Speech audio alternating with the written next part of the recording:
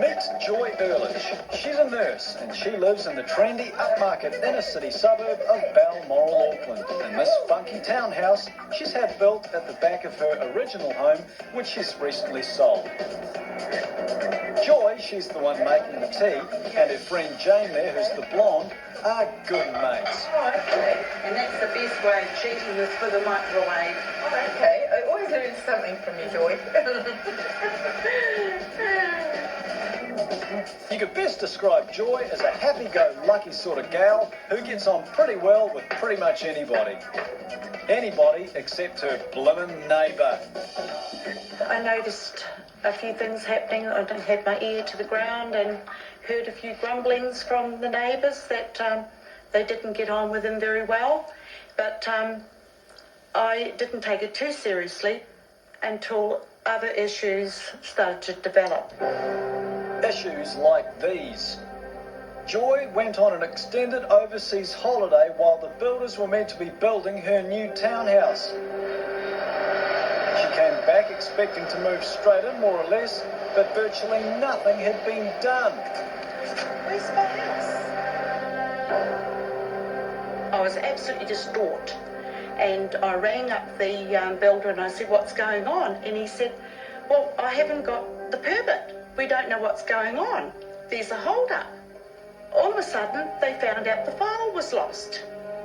Joy's neighbour dobbed her into council because he found out she didn't have the right consents, saying it was his civic duty to do so. But in the meantime, this neighbour busily worked on his own house, on Anzac Day, would you believe, while Jane was looking after Joy's old house out the front. It was Anzac weekend. I've got a lot of respect for Anzac weekend. And he just hammered and built and hammered and continued to make such a racket the whole day instead of reverencing it. And consequently so that I was so disturbed that when Joy finally did come back a day later, I was so tired, instead of meeting Joy at the airport, I slept in. Joy had to get a cab from the airport. But it gets worse. Once, Joy confronted her neighbour because her deck chairs had been mysteriously dismantled. He abused her mercilessly. And he called me a whitefish asswipe. A whitefish asswipe would be someone that wipes, something to do with wiping one's bum, I think. It's a horrible saying. I'm shocked. It is shocking, and it's certainly not applicable to either Joy or Jane here, who describe themselves as ordinary, decent New Zealanders. But insults are not the only things being thrown over the fence at poor old Joy. Joy alleges her neighbour has also been chucking mud. Have a look at this. Come and look at this. Look at this mud that's been thrown at my house. I wonder where that came from. Well, I certainly didn't do it.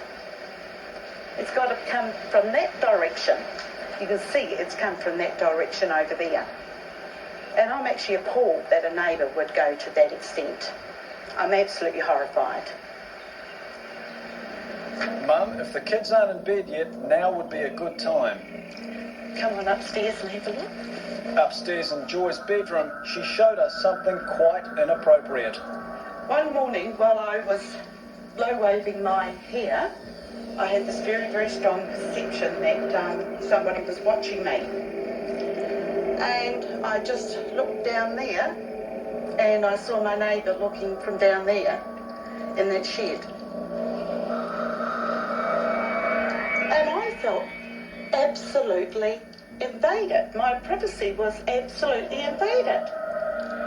And I was actually shocked that somebody could go to that extent.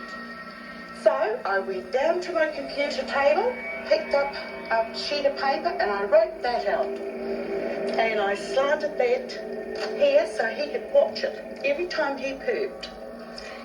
And if you want to know what SDS disorder means, it means small dick syndrome. And I think that suits him perfectly. Joy's neighbour, however, assured us he does indeed have a full quarter-acre section. But he does have other concerns. Since January 2001, he's clocked up 32 complaints about his neighbourhood, even attacking nice Mary over the road, whose dogs bark sometimes.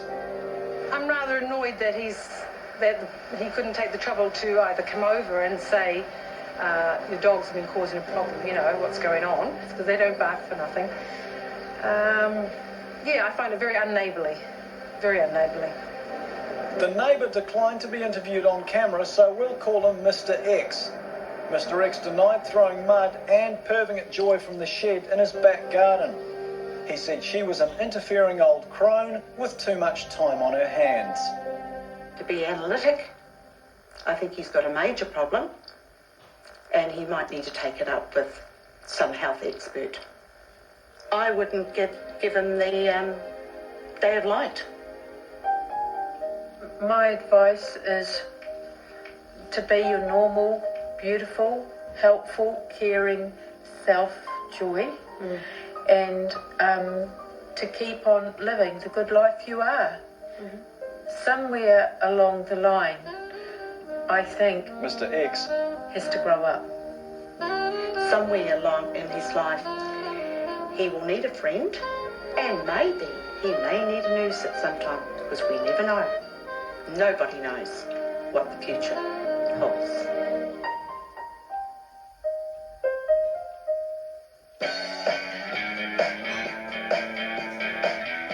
He's empty-headed but kind.